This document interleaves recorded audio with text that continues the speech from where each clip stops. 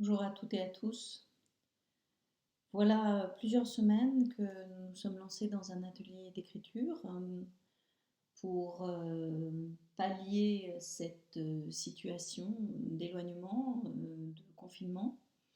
Atelier qui nous a permis de continuer à travailler sur notre œuvre de l'année, Cendrillon de Massenet, sur son livret et sur les relations familiales entre ces personnages. Jusqu'à présent, nous nous étions appuyés sur un atelier d'écriture préexistant qui était celui de ma compagnie, l'Inventarium du Café Europa, que j'avais développé il y a plus d'un an de cela pour justement fouiller la question des relations familiales.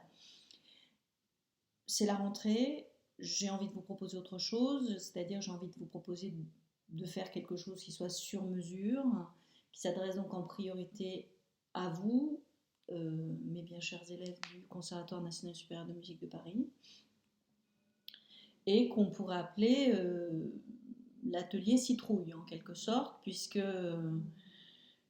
notre carrosse de représentation s'est transformée et que néanmoins la transformation n'est pas équivalent au néant. Comme nous sommes à un point d'étape, je voudrais en profiter pour vous rappeler pourquoi j'ai proposé cet atelier d'écriture, plutôt qu'autre chose, finalement, plutôt que uniquement des séances de dramaturgie, par exemple. Je ne compte pas faire de vous des écrivains et des écrivantes littéraires chevronnés ou professionnels, c'est pas vraiment notre sujet en fait. Cet atelier reste un outil pédagogique pour le cours de scène.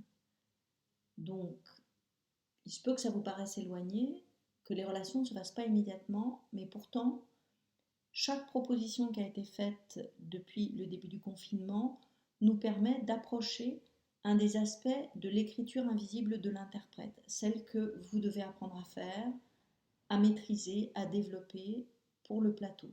Pourquoi écriture invisible? Parce que, effectivement, dans la mesure où nous ne sommes pas enregistrés, quand nous jouons, quand vous chantez, euh, il ne va rester comme trace de ce que vous avez fait que l'expérience que vous en tirez, la mémoire du corps, la mémoire des spectateurs et la façon dont cette écriture va s'inscrire dans votre œuvre.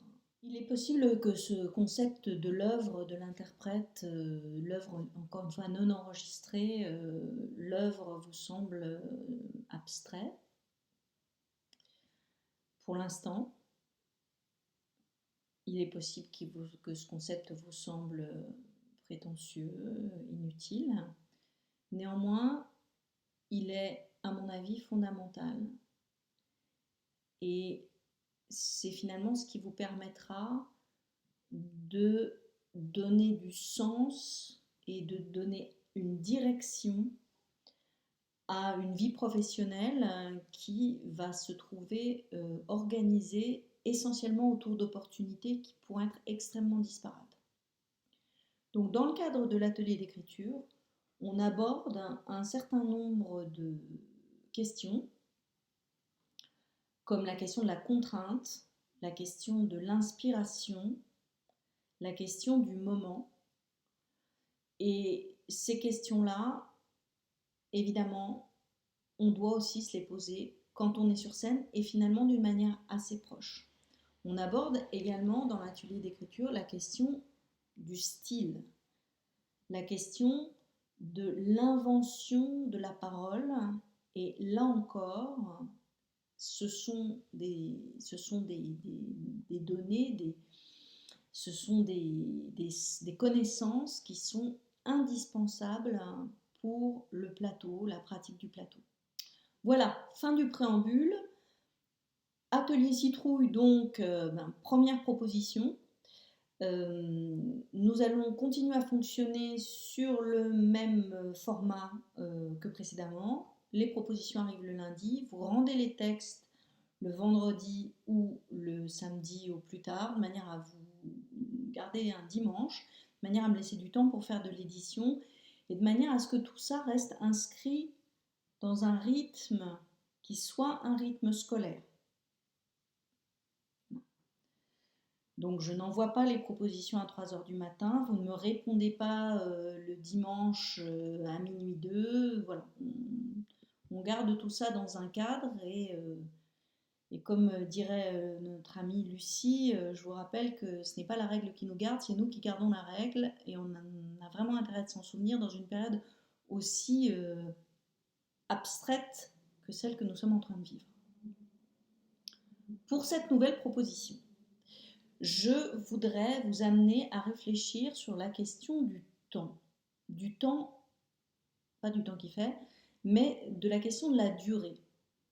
Qu'est-ce que c'est que le temps dans une œuvre d'art? Qu'est-ce que c'est que le temps du plateau? Donc on a parlé évidemment du temps réel dans certaines œuvres, comme par exemple le Vinalus de Dénos. On est confronté à l'invention du temps réel, mais nous, dans le monde de l'opéra, on est très très habitué à ce que le temps de représentation scénique n'ait rien à voir avec le temps réel. En littérature, c'est pareil, on a un peu le choix en fait.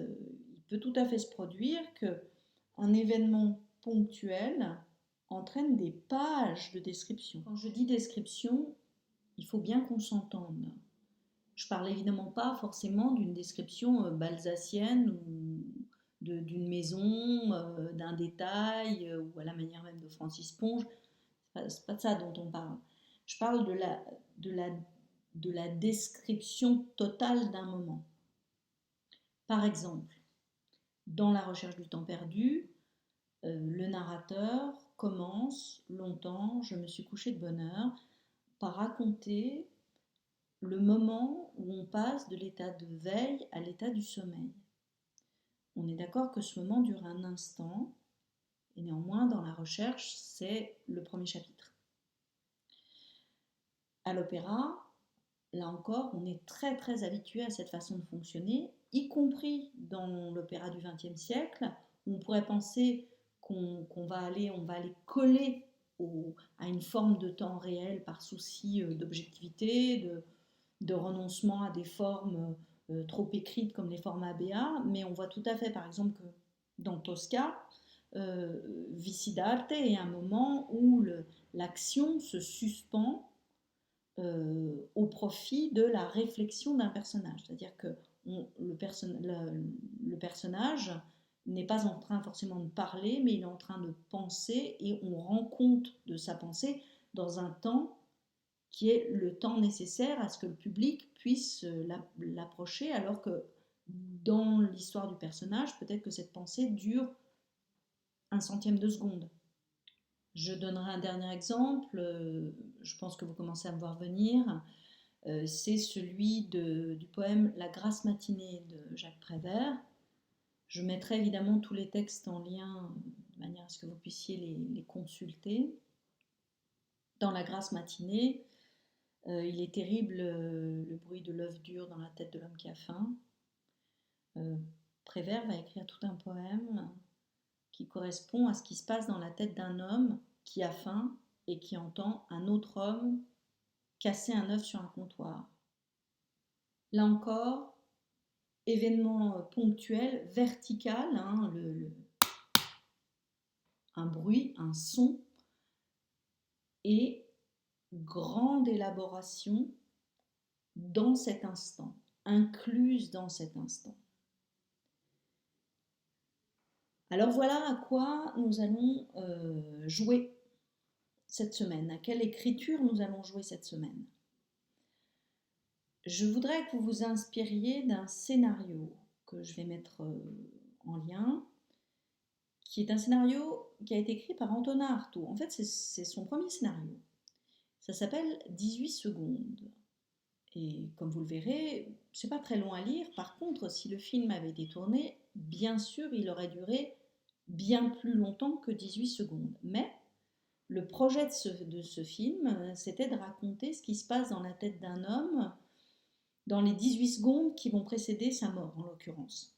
Ça nous intéresse assez peu, qu'il y ait une fin tragique. Mais ce qui nous intéresse, c'est l'idée de choisir un moment, de choisir une durée effective, de choisir un temps réel lié à ce moment, et ensuite d'élaborer très librement au sein de ce temps réel.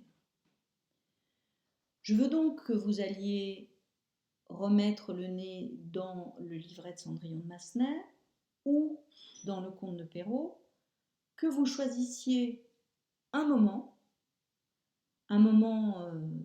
bref, un moment où il se passe quelque chose, ou d'ailleurs où il ne se passe rien, mais en tout cas qui puisse être pris dans 18 secondes de temps réel, et que vous élaboriez le scénario de ce moment, d'une part, et d'autre part, que vous me donniez à entendre ce qui traverse la tête du protagoniste que vous avez choisi pour ce moment. Ça peut être votre personnage, ça peut être un autre personnage, ça m'est égal. Mais il faut choisir un protagoniste à qui il arrive quelque chose ou qui assiste à quelque chose qui advient et me donner à entendre ce qui traverse sa tête. Donc, vous voyez, on a deux plans narratifs.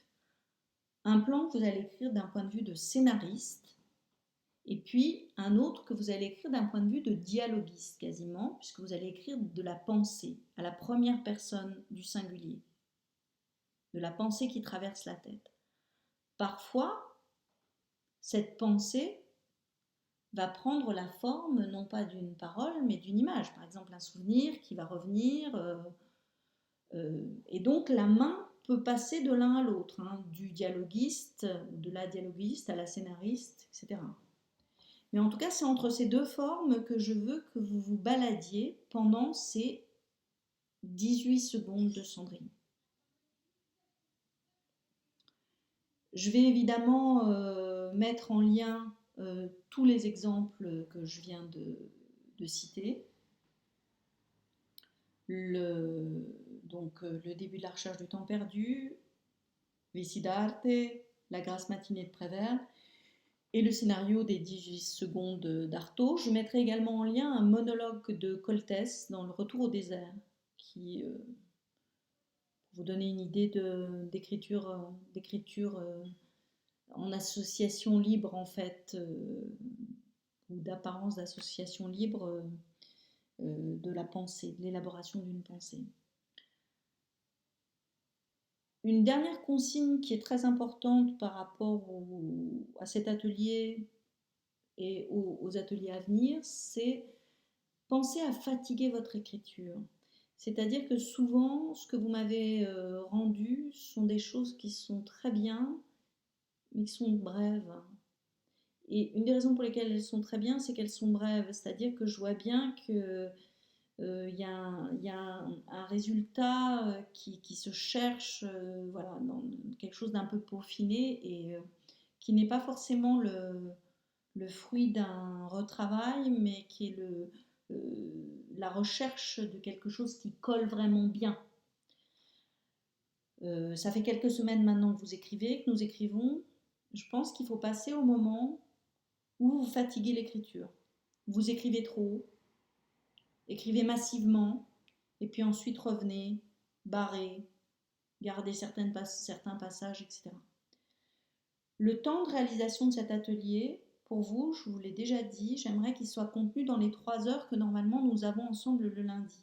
Ces 3 heures, vous les répartissez exactement comme vous voulez dans la semaine, puisque ça serait ballot de les résumer, de les concentrer sur le lundi matin ou le lundi après-midi, ce serait complètement factice. Mais néanmoins, j'aimerais bien que vous ne soyez pas à la fois submergé par la proposition et qu'elle vous prenne un temps fou, mais également qu'elle ne soit pas non plus sous-traitée.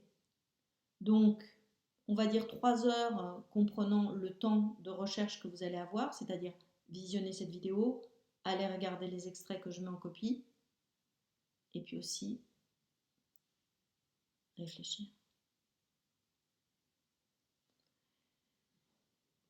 Voilà, j'attends vos textes pour vendredi ou samedi. Envoyez-les-moi sur mon mail, au format que vous voulez. et je vous souhaite une bonne semaine.